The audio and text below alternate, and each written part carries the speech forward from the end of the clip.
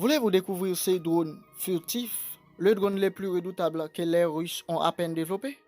Un drone sans pilote de 6e génération, équipé d'un ensemble de technologies révolutionnaires ou futuristes. Un drone lourd, un drone d'attaque faisant partie des armes les plus redoutables de la Russie. Avant de continuer, likez la vidéo, abonne-toi, partage la vidéo si possible afin de ne pas rater les nouvelles vidéos. La Russie étant la deuxième puissance militaire au monde, a un ensemble d'armes les plus sophistiquées au monde. Pour rester à ce niveau, leurs forces aérospatiales ont développé ce drone très puissant, Sukhoi S-70 Okhotnik B. Le projet ayant donné naissance à Okhotnik remonte à 2011, avec la sélection par le ministère russe de la Défense des Sukhoi pour assurer la direction d'un programme de drones lourds de reconnaissance et d'attaque. Ce drone est développé conjointement par Mikoyan Gourevitch sur la base des données issues du programme MiG Scout.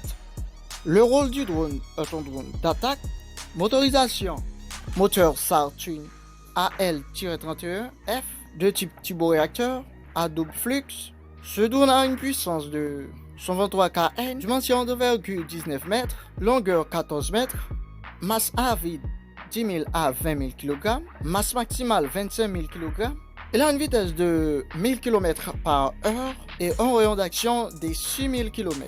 C'est un drone lourd, le premier drone de combat de 6e génération, qui reprend certaines technologies développées pour les chasseurs Sukhoi Su-57. Les travaux sont réalisés à Novosibirsk par la NAPO, filiale des Sukhoi.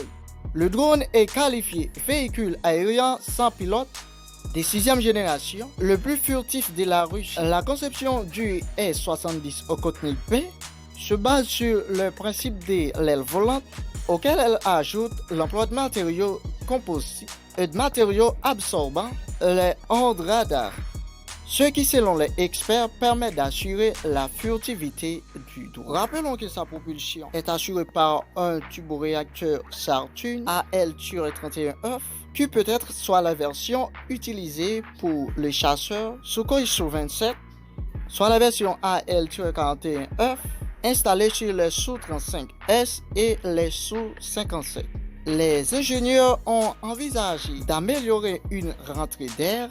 De ce fait, un nouveau prototype de E-70 équipé d'une nouvelle entrée d'air dorsale et d'une tuyère redessinée, de sorte à accroître la furtivité contre les détecteurs aussi bien que radars qu'infrarouges, effectue ses premiers roulages à Novosibirsk début décembre 2021. Ce drone est destiné à des missions d'attaque au sol conçues pour remplir le rôle de le wingman auprès du Su-57 de façon similaire au Katos XQ-58A Valkyrie ou des vecteurs de portée permanente d'assurer des missions de bombardement en profondeur sans mettre en danger la vie d'un pilote. Des types de missions qui correspond à la doctrine d'emploi des drones dans les armées occidentaux ou l'OTAN. Le drone est équipé d'un ensemble de moyens de détection très avancés. Il peut connecter avec des avions du Su-57. Il peut également partager des données. Selon les responsables russes, le Su-57 c'est du laboratoire volant pour l'avionique de l'Okhotnik. Selon les experts russes, ce drone peut équiper des missiles hypersoniques de version réduite pour mener des frappes contre des cibles spécifiques.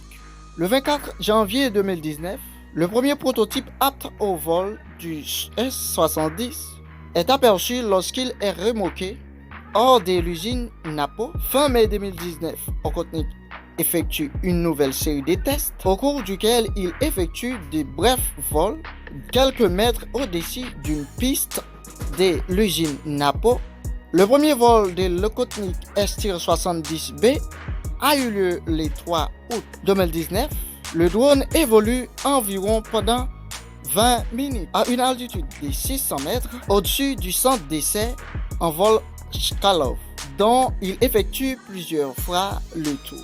Le 27 septembre 2019, le ministère de la Défense publie une vidéo montrant le vol du S-70 aux côtés du Su-57.